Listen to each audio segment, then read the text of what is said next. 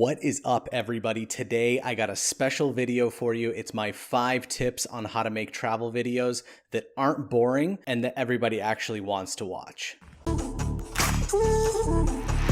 So I went to Egypt and I made this travel montage and I was like, cool, I need this to not suck. Let's watch every YouTube video on Earth to see how to not make it suck. And there was a lot of different advice from everybody, but I pulled out 5 little nuggets that I want to share with you guys that helped me make this video, which in my opinion is probably my best video so far. Okay, let's just get into it. Tip number 1, keep it short. When it's just a video montage and there's no story, it's just cool stuff that you've been doing on your vacation with your family, you're looking at like 1.5 minutes to 2 minutes max. After that, it just becomes this repetitive mishmash of crap that you did, and it like loses its luster. At first, it's like, oh my God, wow, this is so cool. I can't believe you did that.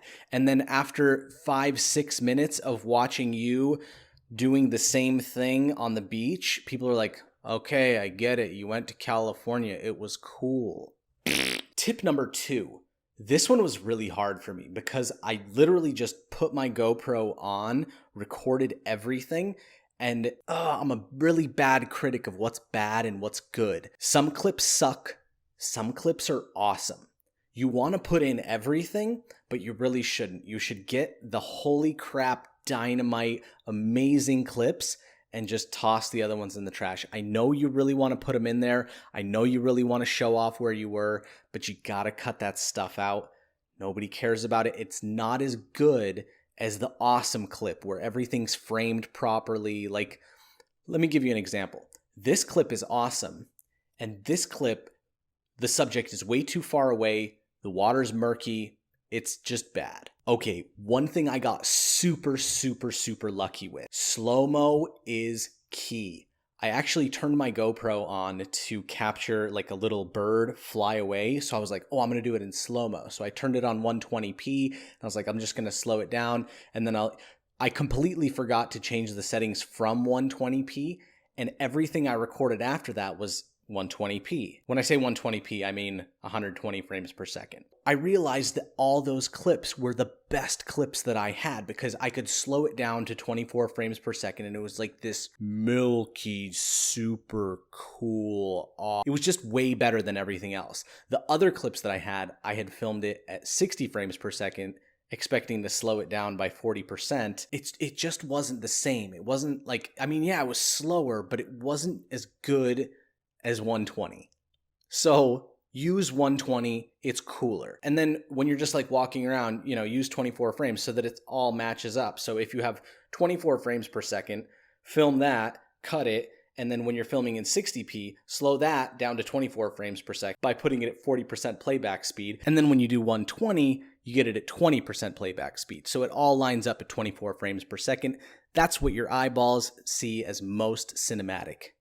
Okay, once you get all of those things in place, the most important thing, I think, is choosing the right music. You want to have a library of music that you want to use for your YouTube videos just ready to go so that you have those songs in your head that when you're recording or when you're filming, you're like, oh yeah, I think this is the song that I want to record it to. And then you're actually shooting all of your clips for that one song that you chose. So if it's like a slow, mellow, chill out song, you're getting these really like slow shots of your family or like, a sunrise or like a palm tree waving in the distance. It's gotta match. Whereas if you're downhill mountain biking, you want this like heavy metal da da da da da da da da da da da da. That was, yeah. Music sets the mood.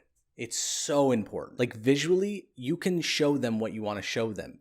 But when it comes to the music, if it's chill music, they're going to be chill while they're watching it. If it's high energy music, they're going to be high energy watching it.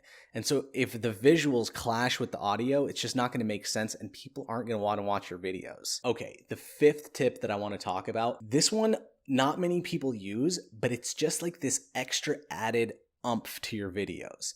Like, yeah, you can do cool transitions and, work with your edits a little bit, but I want to go back to sound. I got this tip from Matty Hapoya, and it was actually really cool because he adds a little bit of sound effects even when he has music to his videos, just like a car driving by or a train or like leaves blowing in the wind. It just adds a little bit more depth to your video, and people don't really notice it, but you do. And it's like this, it's like making a good soup. You got to have layers. You got to have, you know, the good audio. You got to have the good cinematography. You got to add a little bit of cool stuff here when it comes to audio and extra sound effects, and then sprinkle on like good transitions, and it all mixes together to make this like really cool piece of art that you made, that you're proud of. Okay, so when you put all those things together, what do you get?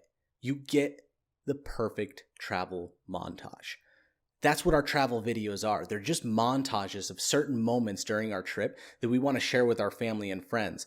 We don't want to bore them to death. We just want to show them something cool in a way that we experienced it, so they get a perspective of how we actually experienced our vacation. That's why I'm so stoked to show you guys my newest travel video. It's one of my favorites, and I really hope you enjoy it. Don't forget to leave a thumbs up and subscribe on your way out. See you later.